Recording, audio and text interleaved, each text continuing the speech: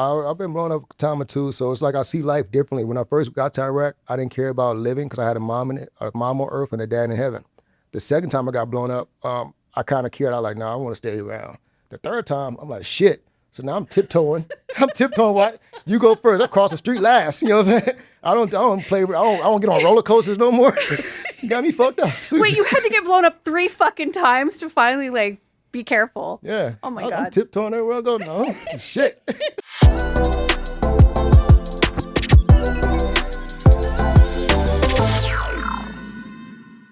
Thank you for joining me on In the Thick of It. I'm Amanda Thickk, and I am sitting here with one of my very good friends in the adult industry. He has been nominated for fucking everything, all of the awards, a Hall of Famer. His wall is stacked with awards, trophies, all the things, and was the first professional I ever shot a scene with. I am sitting here with the very handsome Eddie Jaye. Oh, Applause. yeah, that was nice. I like the intro. Good. Did you know you were the first person that I ever shot a professional scene with? I did not know. You did not know that? I knew you was good at massaging. Oh, yeah. That was our first scene. Yeah.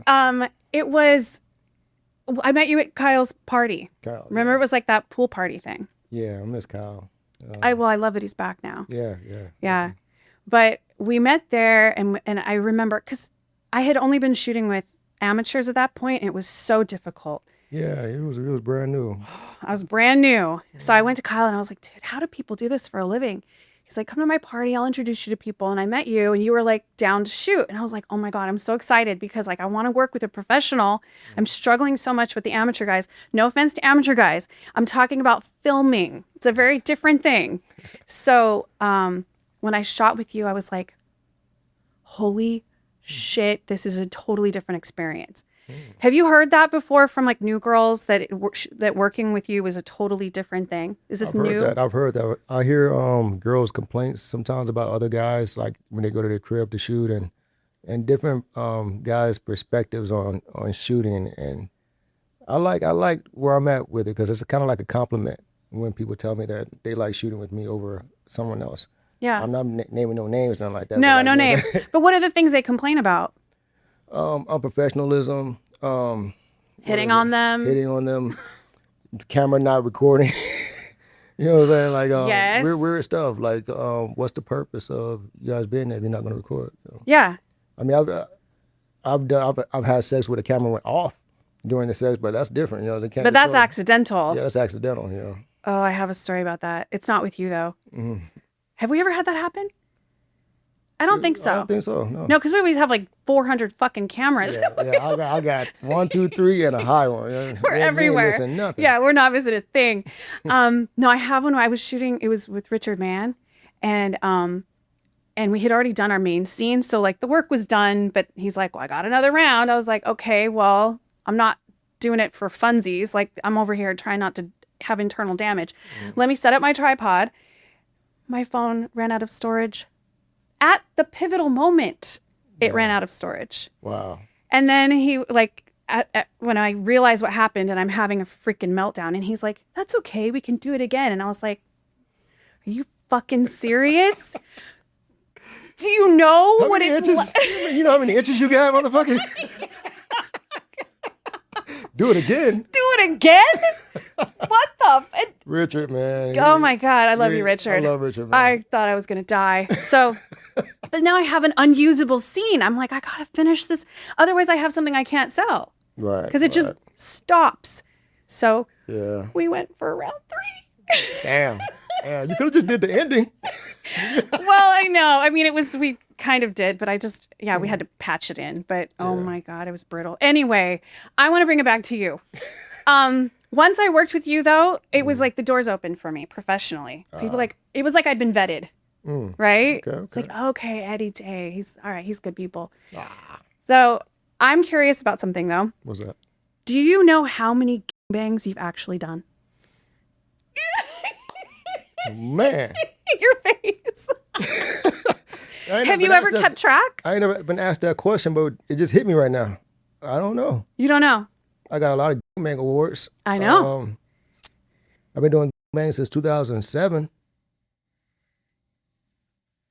Say 10 a year, 12 a year. I don't know. I need to count. Do you? I don't have the number, no, but I just know that if you were to like do a search for your name or just do a search for GB, which, spell it out, guys. This is YouTube. If you spell it out, you're on everything. Yeah. I've It's noticed like that. you see the same faces. It was so funny because there's one that came up one time and it was Helena Price. And I was like, this woman's a fucking beast. I have so much respect for Helena Price after seeing this scene. And I was looking at this room full of men and I was like, I've worked with like 6 of them. I was like, uh-oh. It's like that sometimes. Man. Yeah. And you don't understand how many numbers you have been through until you start analyzing the numbers, Yeah. But I remember hearing you say something about like when you go to those on set, it's like a reunion. It's like all your friends and shit, right? Yeah, it's like a little family reunion. Meeting of kings, what we call them. Yeah? We all go back in the back and either smoke one or drink a little bit or water. But then, what I'm saying, we always come together with our ideas and rumors and gossip. And, so we don't get that at the award shows and the events because we're busy doing other stuff. But at the bang, we're just waiting for the girl to get out of makeup. So, hey. Yeah. Let's talk. Let's see what's going on. It really is like a little family reunion every time. Is it usually like the same guys for the most part? For the most part, yeah. But then, the new guys come in, they trickle them in. Like, it'll be a group of us that's familiar with each other. Then it'll be like 1 or 2 guys that's new. And then all of a sudden, the next 2 times, they're not new anymore since then it's new guys and all that. So, have you ever been in one of those scenes where like you kind of like, did you ever fail a scene like that because there's too many guys in the room? Oh, yeah. Is that normal? That's normal for a newer person, but let's see. It all depends on the day. Like in my earlier years, I was trying to figure the shit out. You know what I'm saying? What time should I take my dick pill? Because, you know what I'm saying, it kicks in at a certain time. When I first started, I used to take the dick pill right before sex. Nothing happening. Oh. So I realized. What's the timing breakdown for like? Everybody's different. Like the person, I remember, still to this day, I remember asking him, how long did it take you to feel it? He like, about 15, 20 minutes. He was younger than me. Oh. He was younger than me. Yeah, so his body was more functioning. I've been through a lot of stuff, Yeah. So it takes a lot more long. It takes longer for me to process the pill. So my number is 90 minutes now. 90 minutes. I need to take a pill 90 minutes before sexing for my stuff to just be tapping me up. Okay. So mine is 90 minutes now. It used to be an hour. It seems like it's going up the older I get. Okay. I'm clocking it, trust me. Yeah. You have to because you're on set all the time. Right. And you don't find out that it's not working until it's action. Yeah. But then you find out it's working with action too. So it's like, damn. Well, I'm gonna out us a little bit because we had a scene where it was a struggle. Do you remember this? Oh, you were so sick that day. Do you remember? Yeah. You had taken like NyQuil, like you had taken medication that was counteracting. I did not see. That's another thing. When you're sick and you still have to go to work, sometimes the medicine you're taking when you're sick, it messes with the dick pill. And I didn't realize that until later on too. I remember doing a scene with a chick and I took Benadryl, and I didn't know Benadryl made you drowsy. Oh. So I'm on set like, man, I'm tired. Man, I'm not feeling motivated. Dick was going up there and up and down, like, this ain't working. But now I realized I took medicine before I went on set, and that could have been a key factor to why that day was going a little rough. 100%. Yeah. Because we had one of those days and you were really sick. I was like, I don't care. I have kids. Like, I'm around sick people. It's not a problem. I did warn y'all, like, I might get you sick, I think. Did I tell you? That was the one. I didn't get sick, actually. I was fine. Yeah. Cool. But it was funny because I was like, we've had so many scenes together. So I'm like, I know everything's good. Mm-hmm. It was just like a tough dick day. Yeah, man. It'd be like that. And it's like the editing. That's when the editing comes to life. You have to piece together like the good stuff because you have to stop a lot. Yeah, but I think, do you think people realize that everybody in this industry has to take a dick pill or whatever? Man. Or do you think people are still naive to think that this is all just natural? Some people are naive to it. I mean, I was when I Yeah. You know what I'm saying? Like I used to think that people were all natural. And when I was younger, when I got in the industry, when I was 21, the old heads were telling me, "Man, you young, you don't need no pill. You young, you don't need no pill." Okay, so I'm in the bang. Well, everybody's things up working. I'm in the corner looking around. Like, how's these people walking around like this? These old guys, what's going on? What's going on, man? They told me I'm young and feisty and good. No, I'm not. They were trying to sabotage your shit. They were. That's messed up. That's how I entered the game. I entered the game from being told what to do in a way that would mess me up. Yeah. So I learned to not listen. I had to find my way. Every man got to find their way in any job you do, especially this industry full of egotistical motherfuckers. I wanted to touch on that because I've known you for a long time at this point, and how competitive or like backstabby is it between men in this industry? Very, very. I mean, I've had conversations with a guy, several guys one-on-one, but then they're different when other guys are in the room, or especially when there's women in the room. You know what I'm saying? They like to put their nuts on the table and stuff. I'm not that type. If I see that, I clock that, I just choose not to be around you no more. I'm not going to say nothing to you. I'm not going to cuss you out. I'm not going to make you feel some type of way. I have a aura around me that do make people feel insecure sometimes. You know what I'm saying? I know that. So I'm making my mission to try to make people feel comfortable.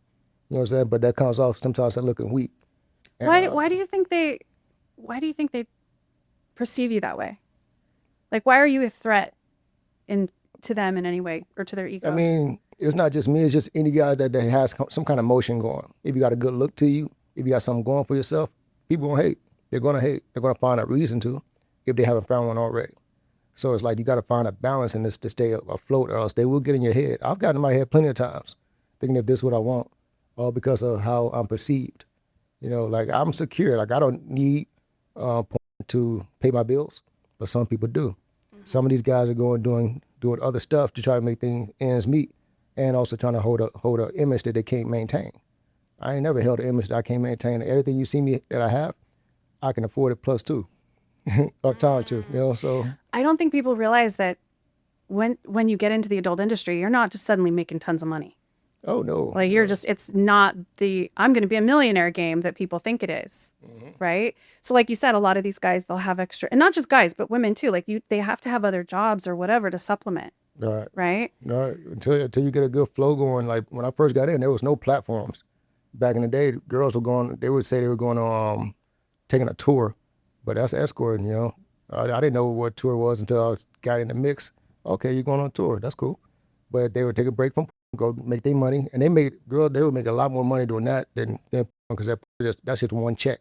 Mm-hmm. You know what I'm saying? And but in that world, you know what I'm saying, they were making buku money, coming back, flossing, using as a way to get their name out there, get exposure, and so whenever they did their work, it was easier for them to get clients. Right. Nowadays, it's a little flipped. You know what I'm saying? Like you got the OnlyFans, Fansly, Fab House, so many platforms that you can put your own content on.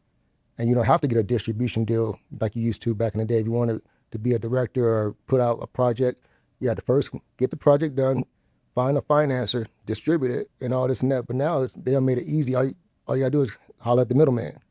You know what I'm saying? Get your product, and put the OnlyFans link on your website if you want to have a website. There's different ways of making money, but it's a lot more money being made nowadays than it was back in the day. Oh, for sure. Well, and I think what you're saying about the touring with the women and stuff, I think that still applies. Oh, yeah, it's still going down to this day. Yeah, for sure. I see it all the time. But it's also, like you said, there's so many more platforms and ways to monetize the content than ever before. And a lot of homegirls that I knew back in the day, they're coming back in the game to get their name back recognized and popping, and then they're going back out there doing their thing. I mean, everybody got their own way of doing things. Ain't nothing wrong with that. Don't get it twisted. Ain't nothing wrong with that. It's just there's other ways of doing different things now. I mean, it's safer. Yeah. I'd have been out there too, you know what I'm saying? Like, helping homegirls and stuff, but this world, the platform world, is a lot safer than what they were doing back then. Yeah, for sure. But some of them couldn't, they had to. Well, you've always had more of like a business approach, I think. Like when I would come to your house, you have, first of all, I love that you move your furniture around every fucking time I come over. I'm like, whoa, it's like a whole new place. Yeah. Like every single time. The lighting, everything's different. But you have like a whole office set up. You've got multiple screens. You've got like the way you approach this is so much more intentional. It's so much more organized than I think most men bring to this industry. And not just this industry, but I think in any kind of content creating in general. Yeah. Like, have you always been like that? Have you always been super organized? And like, Yeah. where does that come from? Well, I was in the military for a long time, well, 8 years. So my organization came from that. I was in charge of a lot of money, a lot of equipment in the military, like millions of dollars worth of stuff. So being organized was my friend. Organization was a friend of mine. So when you don't have many people in your corner that you can call on, your organization is your friend. You know what I'm saying? If you set something up to where it handles itself, you know what I mean? You ain't got to be there. Hey, there you go. That's your friend. Right. So that's my friend. Okay. So I think like that. I try to set things try not to just do things for the moment. I try to do things 10 steps ahead, 5 steps ahead. Anything I can do for the future, I'll tap in on that because I know it's going to help me out later on. Well, I love that you've never been like a gatekeeper. Yeah. You know, because you're like, I'm doing this, here's this, check out this platform, you need to get on here. Like, you've always been very helpful and like forthcoming about what you're doing and helping me come up. So I'm pretty sure you do that for everybody else. Yeah. I mean, I'm not the type to hold information back. If anybody can benefit from information I got, then I will give it. I don't necessarily always receive that same in return. Yeah, You know what I mean? that's why I was thinking it's so interesting because you're like that, but then there's still this whole like hater vibe thing going on. And I not to keep harping on that, but it's like, it's interesting to me because I remember I've seen you at parties and stuff and the way you move around, it's like, it's really funny. I'm not outing anybody's names. It's just a general idea where Eddie is like there's always like a trail of girls kind of following you around. It's like, I'm always laughing at this shit because it's funny.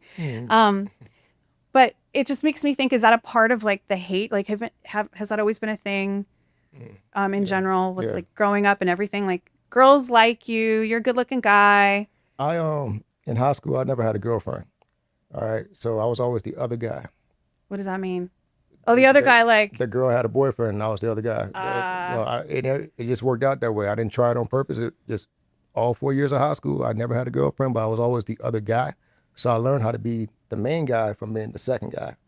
Hearing all their what problems. did you learn? Oh, guys, let's get some advice here. No, just hearing all their problems with their man, like what their boyfriend was doing at the time that they didn't like. I learned a lot about how to be a man from what boys were not doing back then as a teenager, you know? So even though I was doing my thing on the side with them, their obligation wasn't with me. So I'm learning, in a way, how to be a boyfriend by not being a boyfriend. So my first girlfriend was in the Army, basic training. What age were you? 18.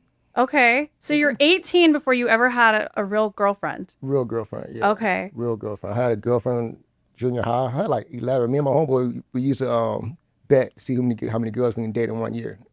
So that didn't count. Junior high, that didn't count.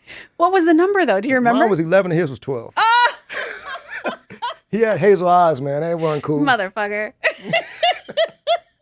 It's the light eye guys. Yeah, light eyes, man. He was dark skinned too, just hazel eyes. I dated a guy like that. He had green eyes and dark skin. I was like, oh, it's a thing. Sorry. Anyway, go on. Yeah. But now pretty much, my first girlfriend was in basic training. And she was the first girl to hurt me too a little bit. Ooh. What happened? Oh, I don't know. I went to Iraq. What's the story?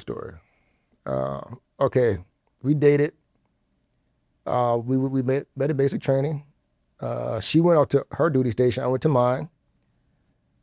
She went to South Korea. I went to Iraq. Oh yeah, that's what happened. She went to South Korea. I went to Iraq. And then when I was getting pictures and stuff from her, mail and stuff, she sent me like raunchy pics and stuff. But I'm looking at everything in the background but her, right? So I see a Letterman's jacket, football Letterman's jacket on a chair hanging right there. I see trophies in the background. You ain't in no sports. So I'm at war looking at this letter and these pics, and I had to talk to my damn what's it the church guy in the army, like the priest. The priest. He was the priest. He was more cool than anything. So I used to spill everything to him, and he the one that told me about what to think about and how to move when being in a relationship. Because I was new to this shit. You know what I'm saying? Like I didn't know how to be a boyfriend, but now I'm being cheated on. And your first girlfriend, and she cheated. Yeah, that's crazy. But he was like, he told me something about whenever you leave room open for someone, for one of these things to slip in, then then yeah, you're at risk of being cheated on. He said basically every woman has needs that they need fulfilled, and if you can't, then that leaves room for someone to slip in to take that. You know what I'm saying? He was like, every woman needs to feel physically, mentally, financially, socially, protected with her man. And if any of those are fucking missing, then that leaves room for someone to come in and slip in and take that over. So I was like, oh, that makes sense. But damn, we were just in basic training. I didn't really have much time with her. So he was just giving me game and stuff. So I got over it. But fast forward, I've been in and out of relationships like it ain't nothing. You know what I'm saying? But I've even been in relationships and didn't know about it. You know what I'm saying? Girls, you know what I'm saying? You just messing around and you're hanging out, but you don't know you're dating. Wait. The girl think you're dating, but you know what I'm saying? This is an Eddie Jaye specific problem, okay? Yeah, I didn't know we was dating, you know what I'm saying? Like, what the hell? What does that look like? So you're out with somebody and all of a sudden people are like, oh, this is my boyfriend. You're like, what the fuck? Wait, what does that look like? It's more like when you have a friend with benefit, you know what I mean? Yeah. Because you get a lot of that when you're like, you go on set, you meet people and you want to hang out some more. Yeah. That hanging out, it needs to be clarified as hanging out and not nothing else. Right. I like people. I like dating. I like having love. You know what I'm saying? But if we ain't talked about that, then don't express that to other people saying we this and that. And then, you know, I got homegirls, you know what I'm saying, that give me hugs every time they see me, give me a kiss on the cheek, whatever. That's life. I mean, but I've had girls get disrespected. I feel disrespected because other girls come around me and stuff. We're not dating. So just like if you come up and give me a hug and I got a girl sitting here, we're not dating. If we were, I would give her that respect. You know what I'm saying? I'm not disrespectful, first off. But if you give me a hug, I'm cool with you and I'm cool with her. I'm not going to not give you a hug just because just make her feel better. She needs to get over that. Right. You know what I'm saying? That's a part of who you are and what you do. Like that comes with territory, I think. Right. I mean, just as much she like me for who I am, you like me for who I am. So I'm going to stand on that. You know? I'm not going to disrespect her or you. So somebody got to get over it. And it's going to be her. Has it mostly been accidental dating, like where they thought you were dating, you didn't know that? Or, I mean, how much are you able to date intentionally though? Like, are you seeing somebody now? Like, what does that look like? I tried that. It just, I don't know. You tried the dating part because it gets a little lonely sometimes. You know, you want a significant other. Yeah. But then you got to understand. I got to understand the position I'm in. I have sex for a living. I get my penis up. Some women just want a penis to themselves, you know, and I respect that. I want to, I want to JJ to myself, you know. I like to play with things, you know what I'm saying? I'm selfish a little bit when it comes to that, but I share. I don't mind sharing, but I would like something for myself. Right. To think about it, I've never had a woman to myself. I've always shared. Every woman I've dated, even after the one that I dated in the Army. After that, the next one she was in porn. Really? So she was already fucking. Have you ever dated a woman that was absolutely monogamous? Ever? Never. Not one. Wow. Have you ever wanted that though? Yes. And I think I wanted it so bad that I couldn't get it. Oh. It never came around, you know. You know when you want something so bad, you kind of push it away. Yeah. Yeah. I think that's what's going on. I'm not jealous at all. That's why if I get a girl now and she wants to do some stuff or whatever with it, I'm not the jealous type. Talk to me. I've had a girl that I dated, and she told me that she wanted to try the swinger lifestyle out. So we went to a swing club. I got introduced to the swing life in Germany. So it wasn't nothing for me to try it out with a woman that I care about. So when I took her, she liked it. I liked it. We talked about it later, and then we have more fun. Right. You know, and that was golden to me. You know what I'm saying? Being open. So even she's not just for me. You know what I'm saying? I had to share her. I like the openness. You know what I'm saying? Yeah. I like the openness of us. You know. Yeah. But. Interesting. Do you think that? Okay. Well, now I'm curious about the longevity of career. Like, I'm kind of in that same conversation of dating. Do you think at some point you'll retire and that potentially dating somebody outside of the industry where it is monogamous? Do you see something like that ever happening for you? Or was that something you'd even want? I would. But to be honest, I'm not gonna lie to you. it kind of frightens me a little bit to think about it because I don't want to get into try it and then I don't like it Right. and it don't Because work. you don't know if you'd like it. You've Yeah, never tried it. I don't know if I would like it. I don't know. I never tried it. I've wanted it. I know what I want. I desire a lot. Yeah. I don't know how it feels to have it. Right. That's fair. I think once I experience it the first time, maybe I'll appreciate it and then stick with it. Or I don't know. Or I tried that and did it and didn't love it, kind of. You never know. Right. So it had to be a good woman to do that with. Yeah. Do you see yourself retiring from performing, or do you see yourself staying in this industry for like the long haul? No. What's after? In November of this year, I hit my 20-year mark, and that's all I'm worried about. What? My November of this year. After that, it's whatever. I mean, it's not going to be one of the things that I'm trying to seek out production, what I'm saying, companies to shoot for. No. I think after November, it's going to be, they just call me when they call me. If I'm still in the business, what I'm saying? But if I'm on to something else, got a whole nother life going on, then I'll leave that behind. But my goal is after November. I don't care. Yeah. I don't care. I mean, it's not nothing. I love it, but it's not something that I cherish. It's something I just did. It ain't me. It's just something I did and do. What is you? What am I? I'm a man first. I'm an honest person. That's a good ass question. I don't know who I am. Who am I, Amanda? Let's find out. Yeah, who am I? I mean, I think everybody's trying to figure it out in real time. Yeah, I think that's a continuous life battle, pursuit, a life pursuit. That's a life pursuit, trying to figure out yourself. But I think also trying stuff and realizing, well, this isn't me. That's actually helpful feedback, because it's like, okay, you did porn, it's been a big part of your life, but it doesn't define you as a human. Yeah. So then your mind gets to open up to, well, what does define me as a person? And it doesn't even have to be in this world. I know you're a spiritual person. Yeah. I think it's just life is all about a process of elimination. You try things out. If you like it, you stick with it. If you don't, then it's not for you.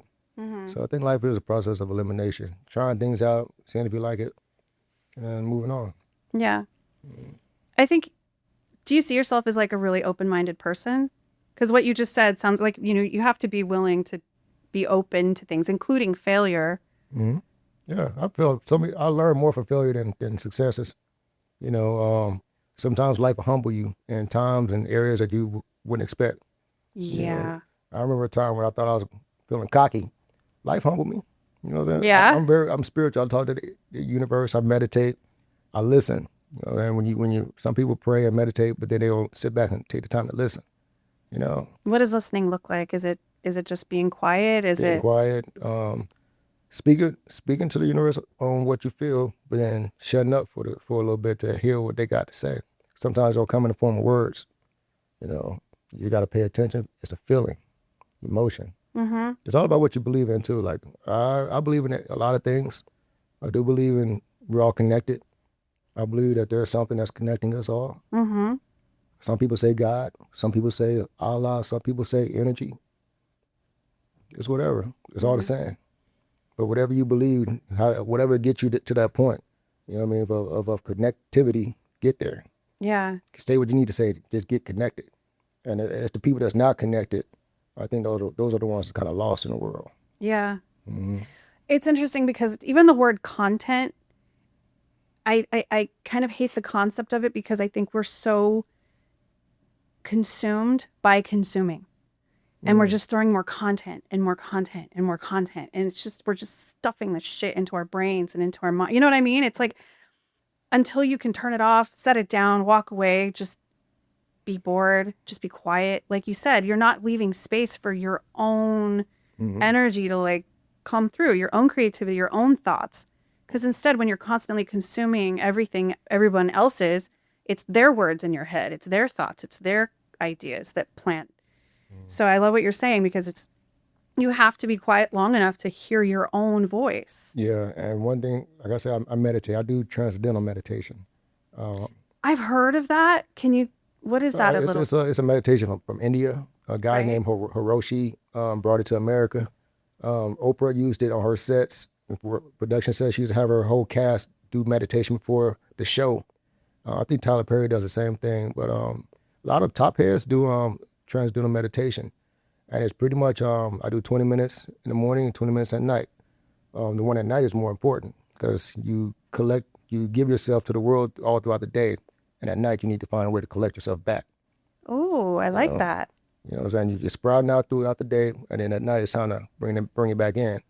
Is there like a visualization that goes with that? I have a mantra that I say. My teacher, she gave it to me because I have PTSD from the military.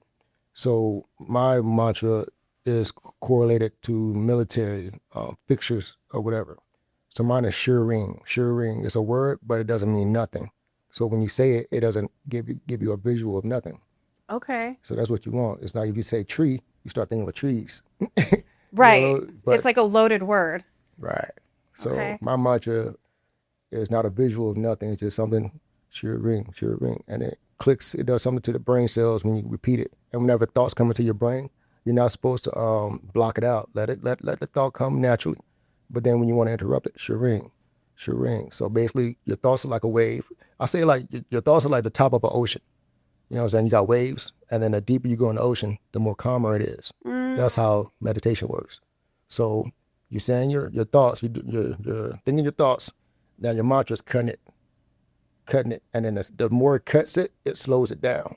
It doesn't stop it. You never stop the thought, but it just cuts it. Is that kind of something that is helpful for people like ADHD brain? Oh, like, yeah. because I'm like, all the things that come into your head when you're trying to sit still. It's perfect for that. Okay. That's what it sounds like because my brain is always going. Mine is too. Even when I'm trying to go to sleep, I don't get into that REM sleep a lot. But I do get good sleep. But Yeah? it's not like everyone else's. I wake up at 3:00 in the morning, sometimes 3:30, I 3:20. remember that. You're always up so crazy early. Yeah, so I figured I just roll out of bed, start meditating, and get to it. And then sometimes I take naps in the morning, like at 8, 9 o'clock. People think I'm still asleep. No, Right. I've been up. Right. I've been getting things done. So I'm still used to getting things done before 9 a.m. I get work done, computer work, then I go to the gym, sit in the sauna.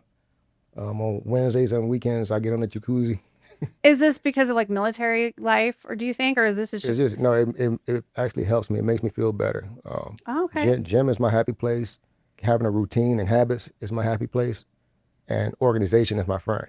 So I got all these elements that I use, tools I use, and those are my buddies. When I listen to like audiobooks, Oh, I love audiobooks. those are my friends in the morning. It's good to have someone. It's like having a smart person in the room talking to you without having to talk.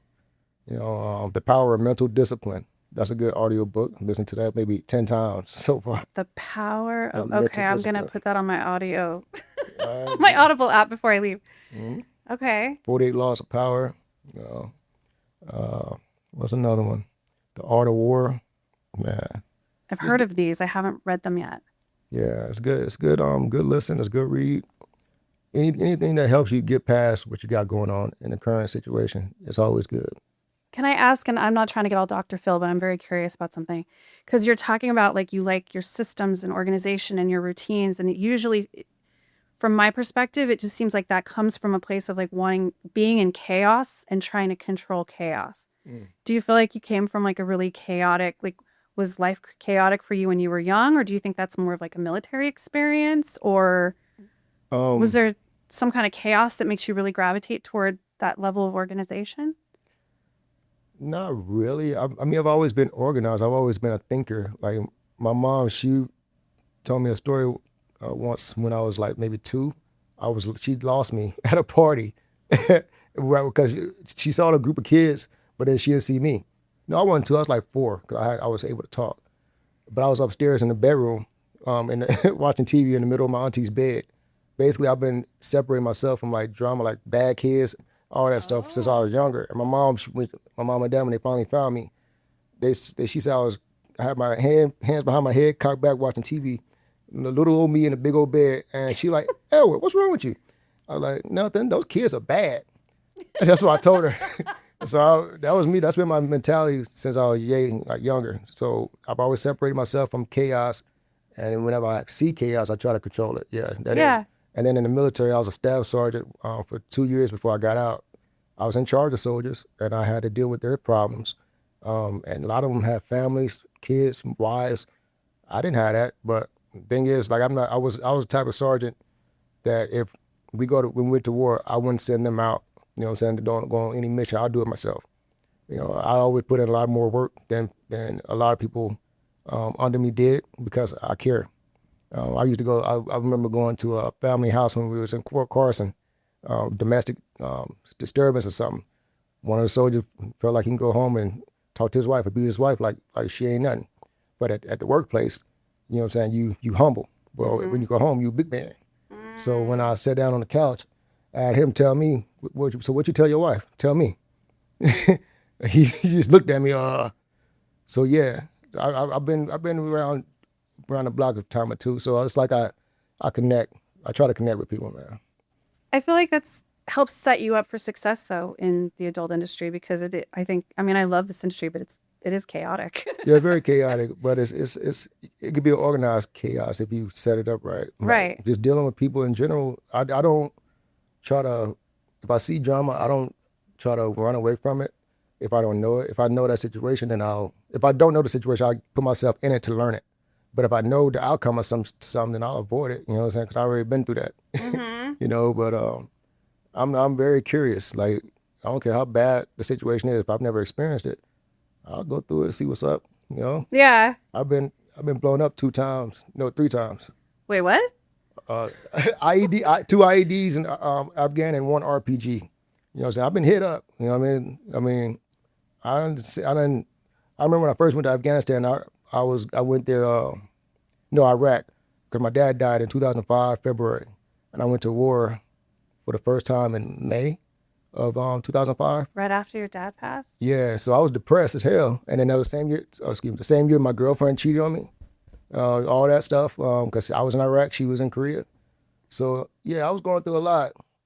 So I just lost my thought. What were you talking about?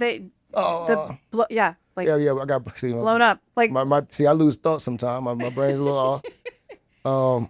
So yeah, I've been blown up a time or two. So it's like I see life differently. When I first got to Iraq, I didn't care about living because I had a mom on earth and a dad in heaven.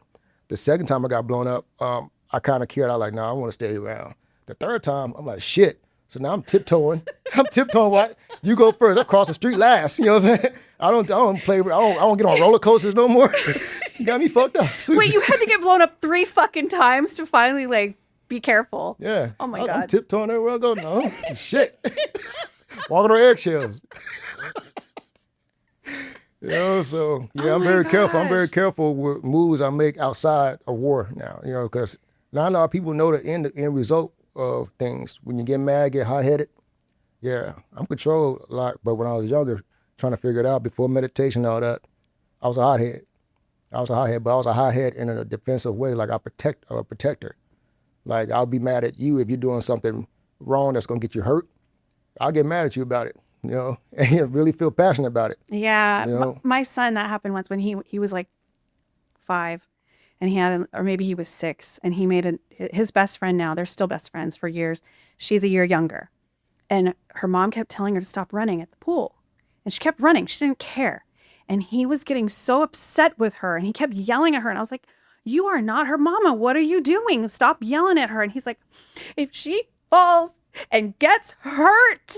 Like, he was wounded and hurt because he was worried about her safety. And she wasn't listening to him, and it was like he was getting so overwhelmed, and he was getting mad. That's the worst feeling. I know. I could tell how he was feeling. Yeah. Yeah. But it was interesting to kind of dissect that in real time. Like, why are you yelling at her? What are you upset about? And for him to be able, as like a 6-year-old, to articulate what was really going on, I was like, this kid.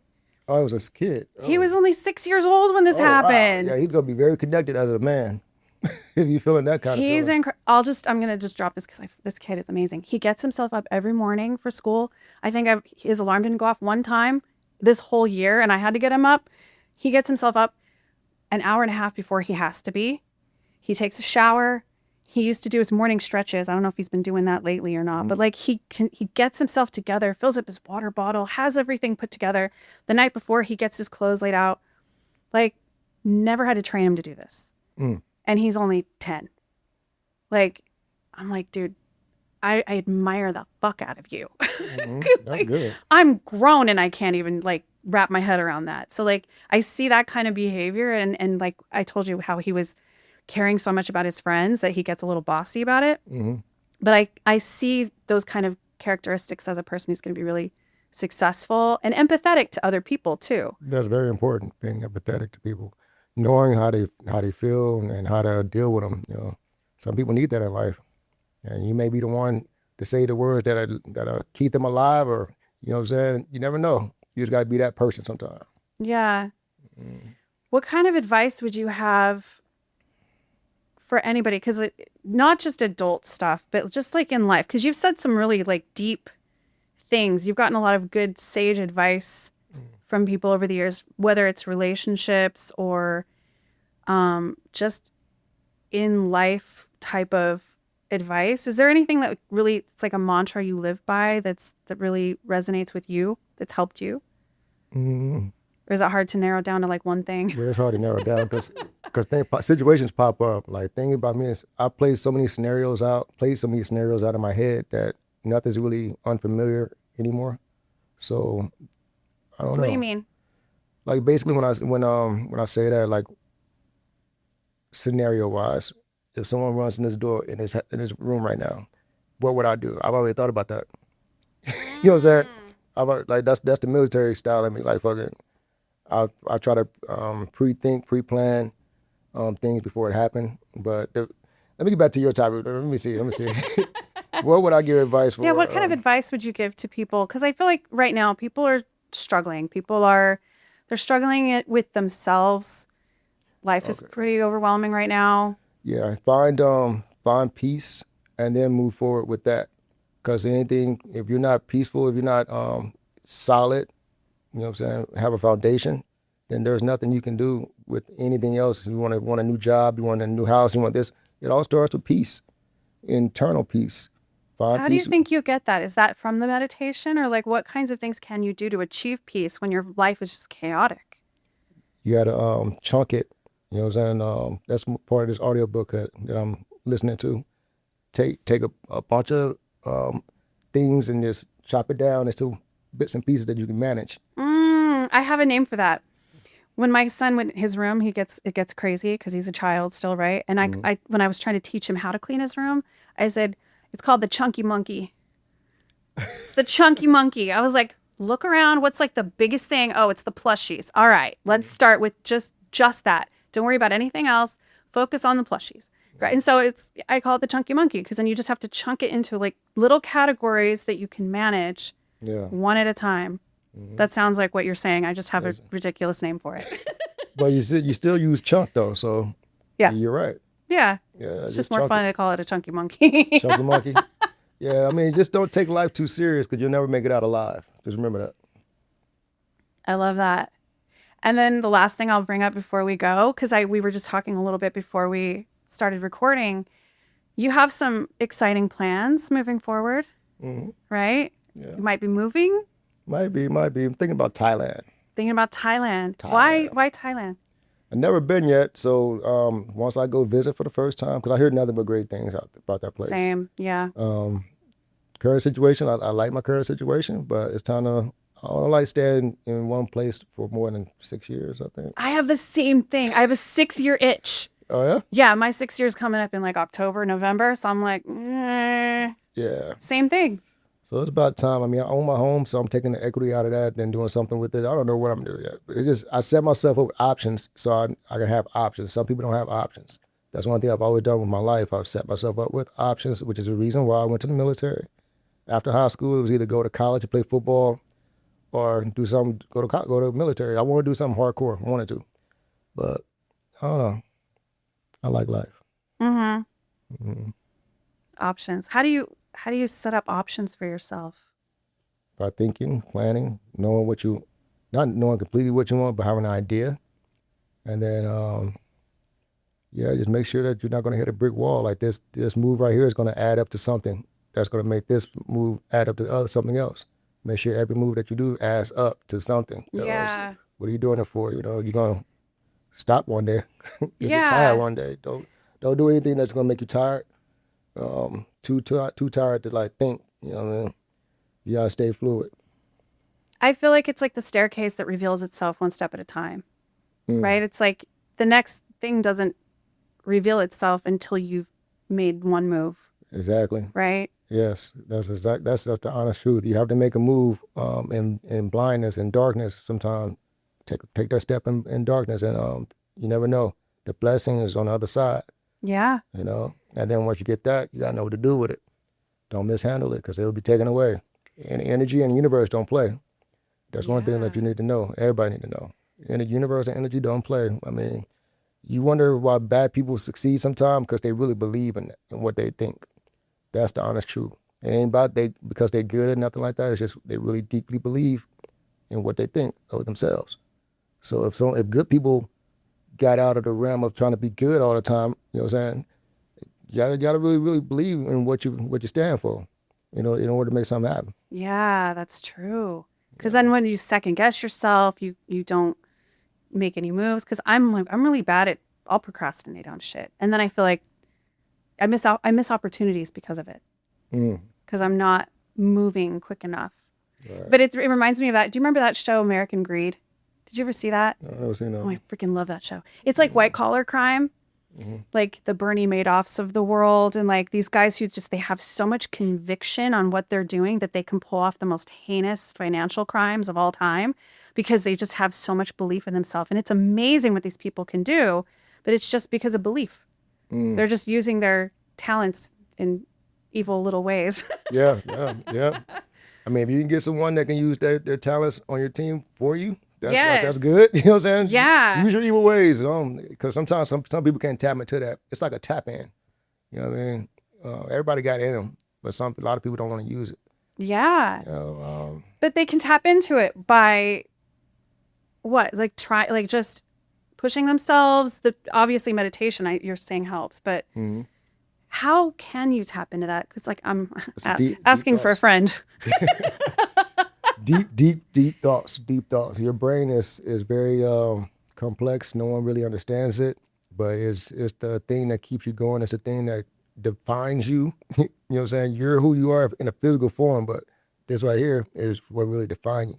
You know? So you got to protect it at all costs. Build it and protect it. You know what I'm saying? Don't stop learning. Be a sponge. Well, it sounds like you just kind of figured out who Eddie Jaye is. Shit. Thanks, Amanda. You're welcome. Jeez. I'm in the thick now. We're in the thick of it, Eddie. Come on.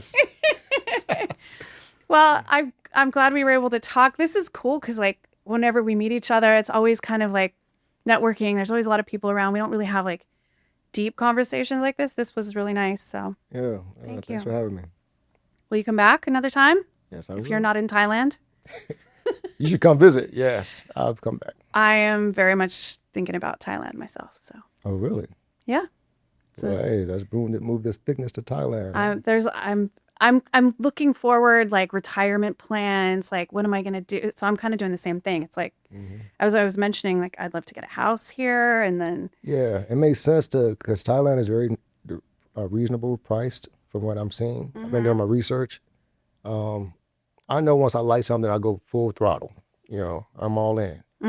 So a condo out there, townhouse in Vegas, another spot somewhere else, you can bounce around. I like bounce around. Yeah. You get options. There you go. Options. You give yourself options. There you go. See, my mom asked me what I see myself when I'm 50. And I was like, I don't see myself in just one place. I'm glad she asked me that question. So since I don't see myself in just one place, I got to set it up right. Options. Yes. I love that. That wrapped it up really beautifully, didn't it? It did. Well, I hope you come back. I hope I do too. All right.